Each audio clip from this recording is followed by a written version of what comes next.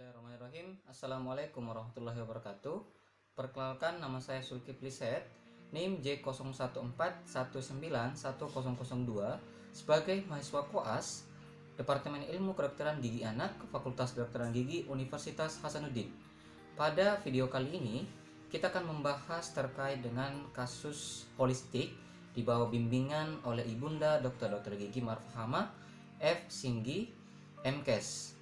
Adapun skenario pada kesempatan kali ini yaitu seorang anak laki-laki usia 8 tahun datang bersama ibunya ke klinik gigi dengan keluhan tadi malam gigi belakang rahang atas sakit sekali dan juga sering ada sisa makanan yang sulit dibersihkan di gigi rahang atas kiri belakang. Pada pemeriksaan klinis didapatkan bahwa gigi 54 karies profunda, gigi 63 sisa akar, gigi 26 terdapat fisur yang dalam, gigi 74 mulai terlihat white spot di bagian oklusalnya, sedangkan pada gigi 84 karies media dan tidak sakit. Adapun tahapan-tahapan yang akan kita lakukan ketika seorang pasien anak datang ke klinik kita, maka tahapan yang pertama kita lakukan adalah anamnesis, di mana anamnesis merupakan suatu prosedur untuk mengumpulkan sebuah informasi mengenai keluhan pasien dan harapan pasien setelah kita lakukan perawatan. Kemudian langkah selanjutnya adalah pemeriksaan objektif. Pemeriksaan objektif sendiri terdiri atas pemeriksaan intraoral dan ekstraoral, dan penunjang terdiri atas fotoradiografi, dalam hal ini bisa fotoradiografi panoramik.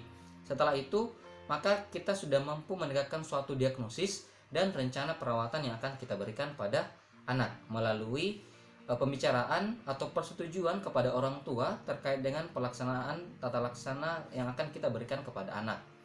Jadi kembali kita menyinggung bahwa anamnesis ini merupakan suatu prosedur di mana sang dokter atau kita sebagai dokter akan bertanya kepada si anak mengenai informasi sebanyak-banyaknya terkait dengan keluhan yang dikeluhkan oleh pasien, dan kita ingin mengetahui bagaimana harapan si anak ke depannya. Selain itu, ada hal yang juga sangat penting yang harus kita ketahui, yaitu identitas. Identitas seperti nama anak, usia, jenis kelamin, serta pekerjaan orang tua, alamat orang tua, dan nomor telepon dari orang tua jika sewaktu-waktu ada hal yang ingin kita hubungi kepada orang tua tersebut untuk perawatan si anak. Kemudian yang kedua adalah keluhan yang diderita saat ini, dalam hal ini keluhan utama si anak sehingga anak ini datang untuk berobat. Kemudian riwayat kesehatan umum, bagaimana apakah sebelumnya memiliki penyakit-penyakit yang pernah diderita dan pengobatan apa yang sudah pernah didapatkan oleh pasien anak. Kemudian riwayat kesehatan gigi. Kemudian kita juga tanyakan apakah si anak sudah pernah melakukan perawatan pada dokter gigi sebelumnya atau tidak. Dalam hal ini kunjungan ke dokter giginya sudah pernah atau tidak. Kemudian riwayat keluarga, dalam hal ini berkaitan dengan riwayat penyakit dalam keluarga dan berkaitan dengan faktor keturunan dari beberapa penyakit. Serta yang terakhir adalah riwayat sosial yang berkaitan dengan kehidupan sehari-hari si anak. Kemudian pemeriksaan objektif dan penunjang, dalam hal ini terdiri atas ekstraoral dan intraoral. Untuk pemeriksaan ekstraoral itu kita melalui pemeriksaan kepala, profil, asimetris dari wajah pasien, dalam hal ini apakah ada pembengkakan atau tidak, bibirnya bagaimana, kemudian kelenjarnya apakah ada pembengkakan atau tidak, kemudian pemeriksaan TMG apakah ada bunyi atau clicking, serta bagaimana pembukaan mulut dari pasien sendiri. Sedangkan untuk intraoral sendiri, ini yang kita nilai adalah bagaimana kebersihan mulut pasien yang kita nilai melalui indeks OHIS. Yaitu jadi kita bisa menilai bagaimana kebersihan mulut pasien atau si anak melalui indeks OHIS yang memeriksa 6 gigi yang menjadi poin utama untuk mendapatkan skor apakah dia baik, sedang atau buruk. Kemudian kita melihat juga bagaimana mukosa bukal dan labial dari anak. Kemudian status gigi apakah dia masih fase permanen, fase campuran, ataukah dia sudah masuk pada fase gigi permanen. Kemudian pemeriksaan palatum apakah dia dalam, sedang atau tidak. Kemudian dasar lidah bagaimana, vestibulum, dan lain-lain. Setelah itu kita juga mampu melakukan pemeriksaan penunjang. Dalam hal ini kita mampu memberikan radiografi panoramik. Jadi kita sudah mampu melihat secara keseluruhan dan bagaimana fase gigi dari gigi yang akan tumbuh pada anak tersebut. Waalaikumsalam. Perkenalkan, saya Zulkifli, dokter dokter yang kebetulan menjaga di klinik ini. Sebelum saya mulai mungkin saya bisa tanya-tanya identitasnya Bapak. Boleh. Oke, nama Bapak siapa? Ahmad. Ahmad. Apa pekerjaan Pak? Sopir. Oh, sebagai sopir. Ya. Oh iya. Kalau namanya anak siapa? Siapa nama tadi? Ahra. Ahra. Nama lengkapnya siapa? Ahra Zaki Ahmad. Ahra Zaki. Zaki Ahmad. Iya. Oke. Umurnya berapa sekarang Ahra? Umurnya Iya, umur berapa? 7. Enggak 8. Oh, 8 tahun. Salah tadi. Oh, 8 tahun. Iya, karena waktu kelas Tahun. waktu 7 tahun pernah main game. Oh, iya iya. Sekarang udah main game? Main? Masih. Main. Oh, gitu. Terus ini kenapa anak Kak? Kenapa ya? Kenapa jadinya Dek? Sakit gigi Kapan sakit giginya? dari tadi malam. Tadi malam. Iya. Oh, jadi pas tadi malam minum obat? Enggak. Enggak ada. Enggak ada. Jadi Kan enggak ada obatnya. oh, jadi tahan aja gitu. Iya, ditahan. Oh, gitu. Kalau Kakak periksa boleh tidak? Boleh. Boleh. Boleh. Lihat giginya ya. Iya. Boleh Pak saya periksa giginya. Karena giginya jadi kambing lama-lama ya. Oh. Saya pakai dulu dik.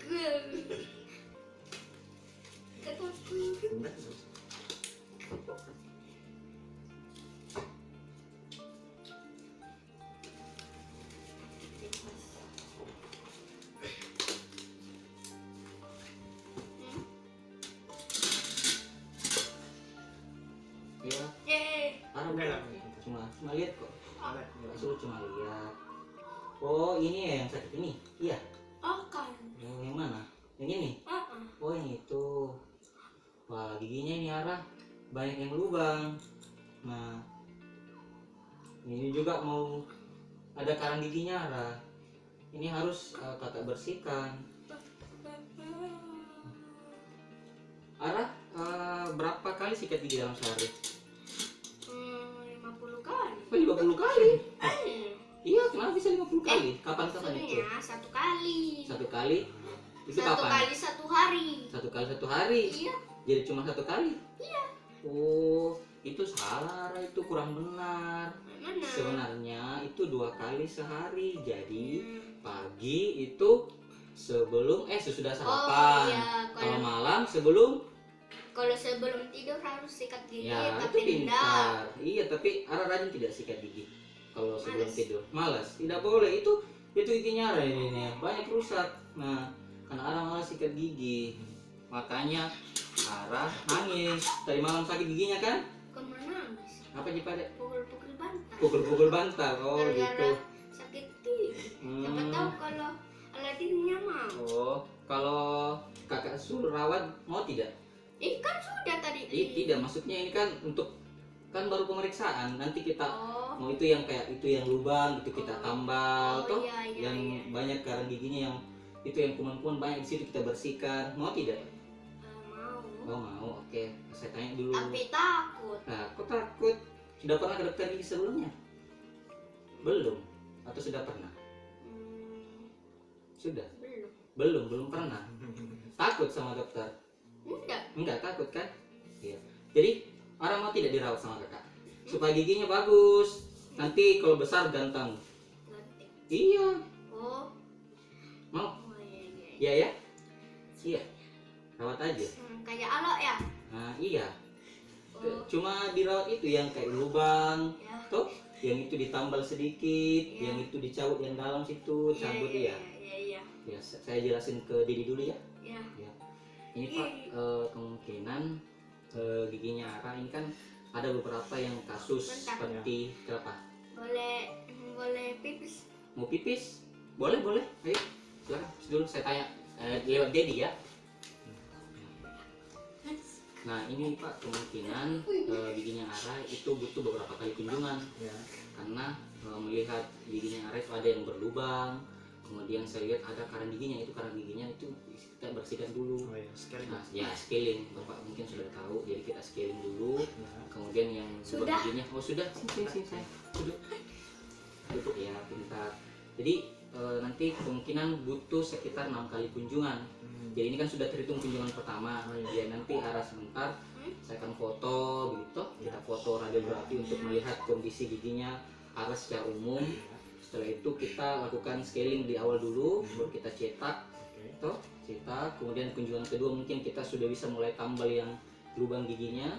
Kemudian kunjungan ketiga yang kayak giginya yang lubang itu sebenarnya itu sudah tidak bisa ditambal langsung, jadi kita harus ada perawatan saluran rangka dulu. Nah kalau untuk arah itu sakitnya, Dokter. iya dokter Ini Zul. Iya, ini kenapa? dibayar atau enggak?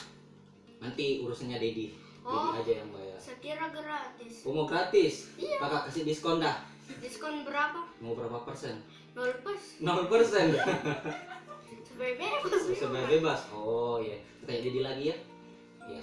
Jadi kunjungan kelima itu kita akan kontrol yang untuk perawatan saluran akarnya. Nanti setelah itu setelah perawatan saluran akar, kemungkinan kita akan bikinkan suatu mahkota yang untuk merawat supaya giginya itu tahan sampai pada waktunya. Iya. Terus kunjungan terakhir kita kontrol dan foto kembali. Jadi butuh Sakit lagi giginya. sakit lagi. Iya. Ya kakak resepin obat ya, nggak apa-apa. Ya. Ya nanti saya kasih Dedi untuk tebus ke apotek supaya ini giginya nggak sakit lagi. Kalau langsung sudah enggak sakit kayak mana? Apanya? Kalau udah sakit nanti kan kakak mau rawat toh. Oh, ada Nah kalau yang udah sakit itu kemungkinan kakak rawat itu saluran akarnya gitu, toh. Jadi nanti bakalan giginya arah sehat dah, nggak sakit-sakit lagi, nggak nangis lagi. Iya gitu. Ini kayaknya sudah sembuh dok. Iya. Ya tapi bohong. Gak apa-apa. Jadi mungkin kunjungan kedua nanti akan saya kabari kapan kunjungannya lagi. Oh, iya. Ara mau kan, semangat kan dirawat? Mau. Iya. Mau ya? Nah. Ih, Anu. mau atau enggak nih? Mau. Mau. Oke. Tapi dikasih itu ya. Kasih permen. Bukan. Kasih apa? Maunya pesawat. Mau Tapi pesawat. bukan pesawat mainan, beneran. Wah, susah. Nanti minta sama Dedi ya. Minta sama Dedi aja. Dedi punya banyak uang tuh. Hah? Sama rumah sampai langit ya. Nanti minta sama Dedi aja. Iya. Siap. Mungkin begitu Pak untuk penjelasan secara singkatnya kepada perawatan untuk adik Ara. Semoga adik Ara tetap semangat ya untuk dirawat ya. Harus semangat ke dokter gigi. Rajin sikat gigi minimal 2 kali sehari. Iya. Nah, kemudian makan buah, makan sayur. Nggak boleh makan yang coklat-coklat. Boleh makan tapi sikat gigi, minimal kumur pakai air putih. Air putih. Iya, supaya giginya Ara tidak lubang gitu toh. Ya, supaya sikat giginya. Nah, ya mungkin gitu aja ya. Bentar. Ya apa lagi? Kalau air putih, Iya. berarti itu susu. Berarti saya minum susu. Oh, air bening maksudnya dokter. Oh, Yang iya. bening. Air bening, oke? Iya. Ya, minum susu juga nggak apa-apa supaya giginya Ara kuat. Kalsiumnya kan banyak kandungan kalsium susu. Bentar. Supaya lebih besar, tinggi, toh. Tapi dokter boleh dibeli ini rumah sakitnya. Mau beli rumah sakitnya Iya. dokter? Mau? Mau. Sekolah aja dulu baru beli namanya dokter. Ya, sekolah benar jadi dokter kayak kakak begitu. Ya, Ya. kasih bagus dulu cetik giginya, toh. Oke? Oke. Nah, setelah kita telah melakukan prosedur pada video sebelumnya, seperti melakukan anamnesis kepada anak maupun kepada orang tua terkait dengan keluhan-keluhan yang dikeluhkan oleh si pasien, dan berdasarkan pemeriksaan intraoral dan ekstraoral, maka kita sudah mampu menegakkan suatu diagnosis dan rencana perawatan yang akan kita lakukan pada si anak berdasarkan temuan-temuan klinis yang kita dapatkan.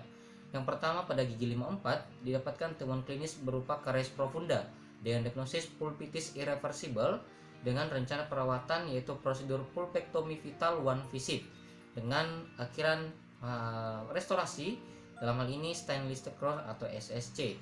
Kemudian pada gigi 63 yang didapatkan sisa akar dengan diagnosis gangren radix, maka rencana perawatan yang akan kita lakukan adalah ekstraksi gigi 63 dengan kemudian kita akan melanjutkan ke prosedur space maintainer karena kita ketahui bahwa anak masih usia 8 tahun, di mana untuk fase erupsi dari gigi permanen C itu masih belum waktunya, sehingga untuk mempertahankan ruang yang masih ada maka diperlukan suatu space maintainer untuk menjaga ruang tersebut sampai waktunya gigi permanen dari C itu erupsi.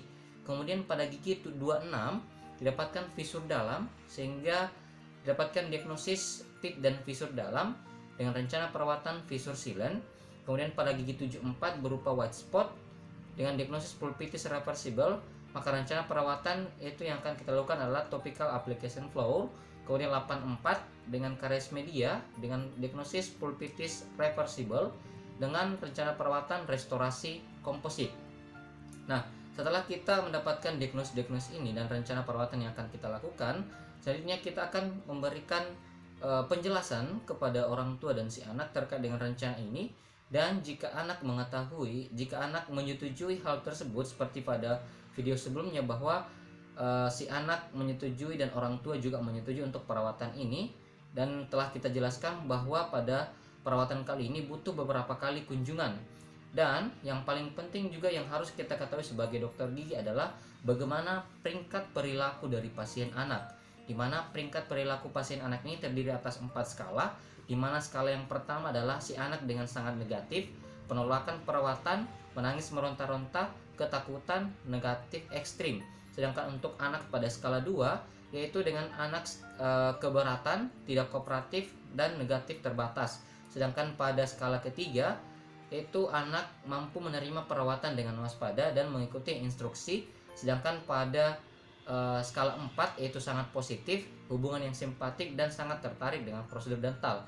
Dan seperti pada video sebelumnya, kita lihat bahwa si anak sudah termasuk dalam skala 4 yaitu sangat positif, hubungan yang simpatik, dan tertarik dengan prosedur dental.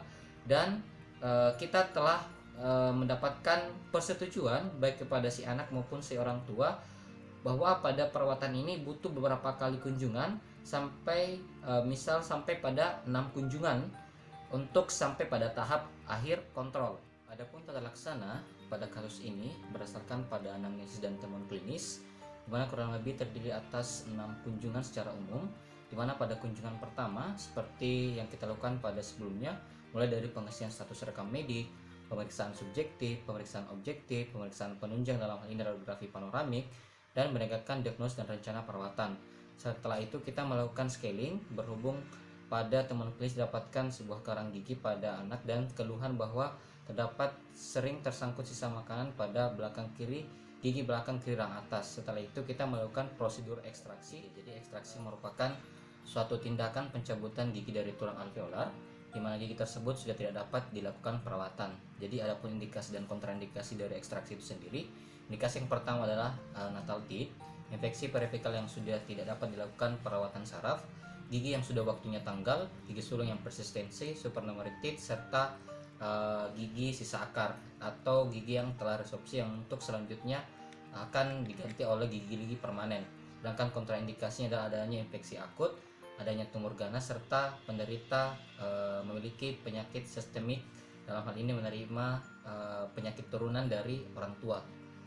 Selanjutnya untuk prosedur dari ekstraksi itu sendiri, yang pertama adalah persiapan alat dan bahan seperti handscoon, masker, dan alat-alat yang dipakai seperti tang pedo, dalam hal ini tang untuk anak-anak, kemudian bahan anestesi. Selanjutnya persiapan pasien, di mana kita persilahkan ke pasien untuk duduk dental unit. Setelah itu kita disinfeksi mukosa atau area kerja, lalu kita aplikasikan bahan anestesi topikal terlebih dahulu, kemudian lanjutkan dengan anestesi Cytojet. Nah, anestesi bahan topikal ini sendiri untuk lebih ke mempermudah atau mengurangi sakit pada saat kita melakukan anestesi Cytojet dengan bahan anestesikum lidocaine. Setelah itu kita pemilihan alat, dalam hal ini sesuai dengan indikasi tang yang akan kita cabut pada gigi anterior, dalam hal ini gigi 63. Setelah itu kita lakukan pencabutan dengan gerakan secara perlahan, kita luksa secara perlahan, dan terakhir kita melakukan instruksi post ekstraksi pada anak. Dalam hal ini kita memberikan instruksi untuk tidak sering meludah, tidak memainkan daerah tersebut, dan tidak menggunakan makan terlebih dahulu untuk 30 menit ke depan untuk area tersebut. Sedangkan untuk setelah kunjungan pertama, dalam hal ini prosedur ekstraksi telah selesai, maka kunjungan kedua kita akan melakukan prosedur restorasi komposit 84 dan visor silen 26.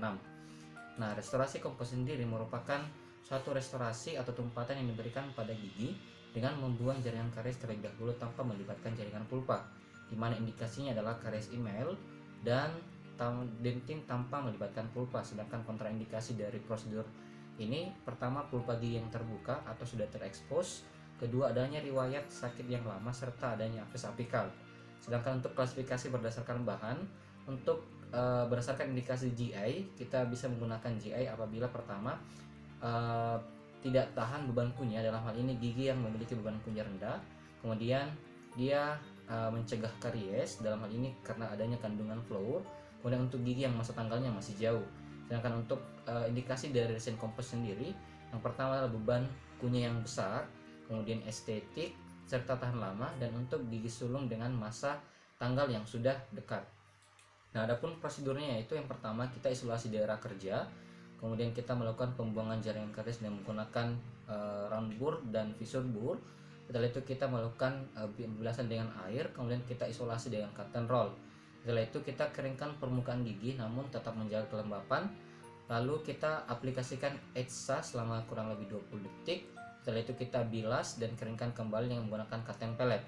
Setelah itu kita aplikasikan bonding dan kita lecure selama 20 detik. Dan setelah itu kita sudah bisa tumpat dengan bahan resin komposit dan kita lecure kembali selama kurang lebih 20 detik. Dan kita evaluasi oklusal dengan menggunakan articulating paper, dan kita lanjut ke polishing dan finishing. Sedangkan untuk visor sealant, di mana visor sealant merupakan salah satu upaya pencegahan karies dengan memberikan tumpatan atau bahan tambalan pada pit dan visor yang dalam pada gigi tersebut. Di mana prosedur dari visor sealant itu sendiri, yang pertama kita melakukan oral prophylaxis yang bertujuan untuk menghilangkan debris makanan dengan menggunakan brush dan pumice. Setelah itu kita menggunakan aplikasi ETSA selama kurang lebih 30-60 detik dengan bahan asam fosfat 37%. Setelah itu kita irigasi dengan air selama kurang lebih 10 detik. Lalu kita keringkan sampai terlihat permukaan yang berwarna keputihan, dan lalu kita isolasi daerah kerja. Setelah itu kita aplikasikan bonding dan kita lecure kurang lebih selama 20 detik. Setelah itu kita aplikasikan sealant, di mana bahan yang kita bisa pakai itu composite flowable atau dengan merek dengan merek Visorit, dimulai dari tonjol yang paling tinggi dan menutupi seluruh pit dan visor yang dalam. Setelah aplikasi sealant, lalu dilakukan penyinaran kembali dengan lecture selama 20 detik. Setelah itu kita pengecekan traumatic occlusi dengan menggunakan articulating paper untuk melihat traumatic occlusi, dan polishing yang bertujuan untuk menghaluskan dari permukaan yang kasar. Dengan ketiga, di sini kita akan melakukan pulpectomy vital one visit, dimana dengan diagnosis pulpitis irreversible. Jadi pulpectomy ini merupakan suatu pengambilan seluruh jaringan pulpa dari kamar pulpa dan saluran akar. Dimana indikasi dari pulpectomy sendiri, yang pertama gigi dengan infeksi yang melewati ruang kamar pulpa, baik pada gigi vital maupun non vital maupun yang nekrosis sebagian atau parsial.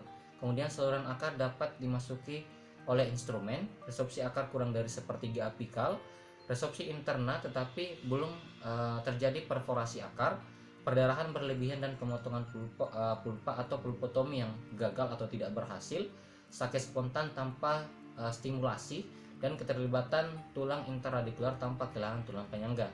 Sedangkan adapun kontraindikasi dari prosedur ini, yang pertama keterlibatan periapikal atau mobilitas ekstensif, resopsi akar ekstensif lebih dari 1/2 akar, resopsi internal meluas menyebabkan terjadinya perforasi bifurkasi, kesehatan buruk kesehatan buruk serta anak yang tidak kooperatif, kemudian ancaman keterlibatan gigi permanen yang sedang berkembang karena adanya infeksi, serta tingkah laku. Dalam hal ini seperti yang saya katakan sebelumnya, tingkat kooperatifan anak itu sangat tidak bagus, atau dalam hal ini dia pada skala nomor 1. Adapun prosedur dari pulpectomy itu sendiri, yang pertama kita melakukan ronsen foto untuk melihat resopsi akar, kemudian kita siapkan alat dan bahan yang akan digunakan, kemudian kita posisikan pasien dengan benar, kemudian dilakukan anestesi lokal, dalam hal ini menggunakan sito, tapi sebelumnya kita melakukan anestesi topikal dulu menggunakan gel agar meringankan nyeri pada saat kita melakukan injeksi menggunakan jarum suntik. Setelah itu kita isolasi gigi dengan rubber dam, lalu kita melakukan pengambilan jaringan karies dan identifikasi daerah yang terbuka, pengambilan atap pulpa dan mengidentifikasi saluran akar yang terbuka. Setelah itu kita melakukan radiografi diagnostik dengan file dalam saluran akar, kemudian membersihkan saluran akar dan mengambil jaringan pulpa dan irigasi kanal dengan salin. Kemudian kita keringkan saluran akar dengan paper point dan menempatkan Pledger Formocresol pada kanal pulpa. Kemudian kita memilih filler saluran akar dengan ukuran yang tepat. Lalu kita lakukan pencampuran zinc oxide dan eugenol menjadi pasta dan dimasukkan ke dalam saluran akar dengan filler. Kemudian mengisi kanal pulpa dengan semen. Kemudian kita lakukan restorasi, di mana kita lakukan restorasi dengan penembalan komposit atau dalam prosedur ini kita memilih untuk stainless steel crown atau SSC. Setelah itu kita melakukan radiografi post operatif untuk menilai dari hasil obturasi atau pengisian saluran akar, dan kita evaluasi keberhasilan setelah 2 minggu kemudian. Kunjungan ketiga telah selesai tadi dan dijadwalkan untuk 2 minggu ke depan untuk melihat evaluasi dari keberhasilan dari obturasi atau pengisian saluran akar pada pulpectomy Vital One Visip. Maka kita bisa lanjut pada kunjungan keempat, di mana pada kunjungan keempat ini ada keluhan juga terkait dengan white spot. Maka kita bisa langsung melakukan topical application floor pada seluruh gigi, sehingga untuk gigi pada 74 yang white spot itu akan hilang. Sedangkan langkah selanjutnya kita melakukan preparasi mahkota gigi. Dalam hal ini gigi yang sebelumnya telah kita lakukan prosedur pulpectomy, kita preparasi untuk pembuatan SSC. Nah, lalu setelah itu kita lakukan pencetakan rangka serang bawah untuk mendapatkan model kerja yang selanjutnya kita analisis Moyers atau analisis untuk menentukan desain dari spesimen tenor pada gigi 63 yang sebelumnya telah diekstraksi. Kemudian kita mengirimkan desain itu untuk pembuatan spesimen tenor pada lab. Jadi pada yang pertama adalah topical application floor. Jadi topical application floor ini adalah upaya pencegahan karies yang dilakukan dengan pengolahan floor pada permukaan gigi, di mana indikasi dari TAF itu sendiri yang pertama, pasien anak di bawah 5 tahun yang memiliki risiko karies sedang sampai tinggi, gigi dengan permukaan akar yang terbuka, gigi yang sensitif, anak-anak dengan kelainan motorik sehingga sulit untuk membersihkan gigi, misalnya pada anak yang memiliki kelainan Down syndrome, kemudian pasien yang sedang dalam perawatan ortodontik. Kemudian untuk kontraindikasi sendiri, pasien anak dengan risiko karies rendah, pasien yang tinggal di kawasan dengan area minum terfluoridasi, dan adanya kavitas besar yang terbuka. Untuk prosedurnya sendiri, pertama kita lakukan profilaksis, yaitu pembersihan gigi secara menyeluruh dengan menggunakan brush dan pumice. Setelah itu kita lakukan scaling jika ada kalkulus, namun sebelumnya kita telah pada kunjungan pertama kita telah scaling. Setelah itu kita instruksikan pasien untuk berkumur, lakukan isolasi satu kuadran, dalam hal ini keringkan dan oleskan bahan fluoride, dilanjutkan dengan kuadran lain. Kemudian bahan fluoride yang tersedia bermacam-macam, ada yang berbentuk solution, varnish, dan gel, dimana semua bahan yang mempunyai aplikasi yang berbeda. Jadi setelah aplikasi, instruksikan agar pasien tidak menggunakan atau tidak makan atau minum selama kurang lebih 30 menit ke depan. Kemudian kita anjurkan untuk kontrol minimal setiap 6 bulan sekali, dan gigi yang belum ditumpat pada saat aplikasi ini dapat ditutup dengan kapas agar bahan fluoride ini tidak masuk ke kavitas. Untuk stainless steel crown sendiri, untuk prosedur dari SSC sendiri, di mana SSC ini merupakan restorasi untuk gigi molar decidui yang sudah tidak dapat memungkinkan dirawat dengan restorasi direct, di mana indikasinya yang pertama gigi dengan kerusakan parah, molar sulung yang dilakukan terapi pulpa, dalam hal ini pulpectomy, gigi sulung atau permanen yang hipoplasia, gigi sulung yang berisiko tinggi mengalami karies khususnya pada anak-anak yang perawatannya menggunakan anestesi umum. Sedangkan adapun kontraindikasi dari SSC itu sendiri, kavitas kecil, alergi logam, gigi krodit, dan adanya sisa akar. Sedangkan untuk spesimen tenor sendiri, seperti yang dikatakan sebelumnya, setelah kita lakukan pencetakan dan mendapatkan model kerja, sebenarnya kita akan melakukan desain untuk desain dari spesimen tenor sendiri yang akan kita lakukan insersi pada kunjungan selanjutnya. Nah, spesimen tenor sendiri ini merupakan alat yang digunakan untuk menjaga ruang akibat kehilangan dini gigi sulung, di mana dalam hal ini kehilangan gigi 63, di mana alat ini dipasang di antara dua gigi. Untuk kriteria sendiri dari spesimen tenor, yang itu yang pertama adalah menjaga seluruh ruang yang terbentuk pasca kehilangan gigi sulung, konstruksi sederhana dan ekonomis, kuat menahan gaya dan fungsional, mudah dibersihkan, kemudian mudah disesuaikan, tidak mengganggu fungsi bicara, pengunjahan dan penalanan, serta tidak mengganggu erupsi normal dari gigi pengganti. Adapun indikasi dan kontraindikasinya, yang pertama adalah dia mencegah gigi terjadi drifting, tipping, dan menjaga ruang akibat kehilangan gigi. Kemudian gigi permanen pengganti belum erupsi, analisis ruang menunjukkan adanya kelebihan atau kecukupan ruang sehingga kita mampu memberikan alat SM dalam hal specimen thinner, kemudian meningkatkan hasil perawatan ortodontik, mengembalikan fungsi pengunjahan dan estetik. Sedangkan adapun kontraindikasinya, yang pertama adalah ruang yang tersedia ternyata lebih kecil dari ukuran mesiodistal gigi permanen yang akan tumbuh. Gigi permanen pengganti tidak ada benih dan penutupan ruang dibutuhkan. Kemudian gigi molar diharapkan bergerak secara drift ke depan dan pasien yang tidak kooperatif. Kemudian adapun pertimbangan sebelum perawatan dalam spesimen thinner, yang pertama adalah waktu yang berlalu sejak kehilangan gigi sulung, usia dental pasien, tulang yang menutupi gigi yang belum erupsi, urutan dari erupsi gigi permanen, kemudian absennya benih gigi permanen secara kongenital, oral habit dari pasien, dan penyampaian masalah ke orang tua. Untuk jenis-jenis dari spesimen thinner, untuk desain dari spesimen thinner pada kesempatan kali ini, di mana kita mendesain berdasarkan klasifikasi untuk yang non fungsional.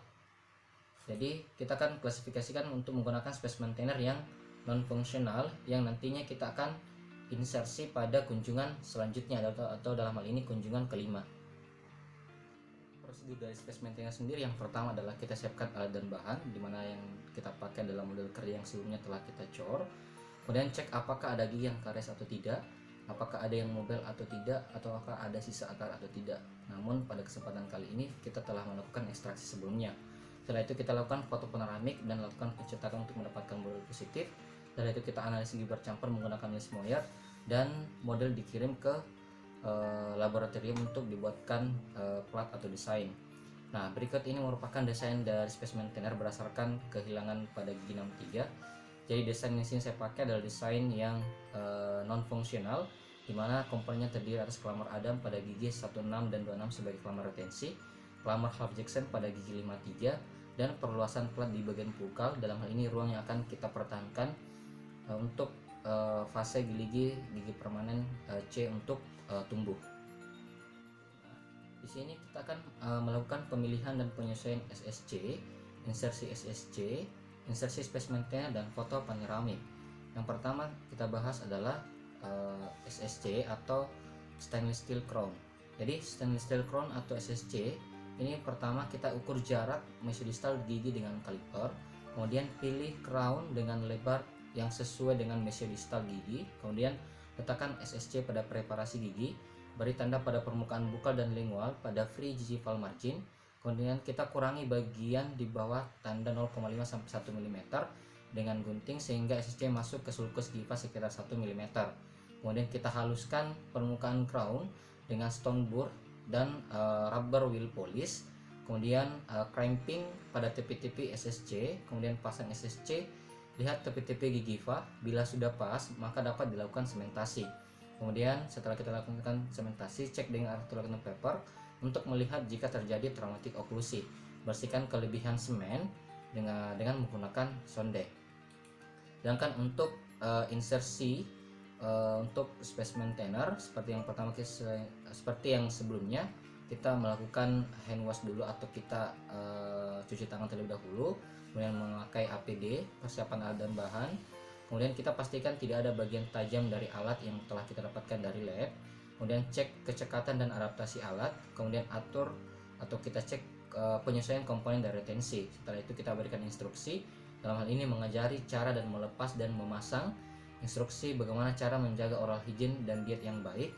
Kemudian kita jadwalkan untuk kontrol yang terjadwal dan hubungi dokter jika ada keluhan. Di mana penyampaian ini juga bisa kita berikan kepada orang tua agar orang tua mampu memberikan instruksi pada anaknya pada saat kembali ke rumah. Sedangkan pada kunjungan terakhir itu merupakan kunjungan kontrol, di mana di sini kita kontrol bagaimana kenyamanan pasien, bagaimana kondisi jaringan lunak, kondisi jaringan periodontal, serta kondisi gigi lainnya yang telah kita melakukan perawatan. Mungkin sekian yang bisa kita jelaskan pada video terkait dengan kasus holistik pada kesempatan kali ini. Kurang lebihnya mohon dimaafkan. Wabillahi taufiq wal hidayah. Wassalamualaikum warahmatullahi wabarakatuh.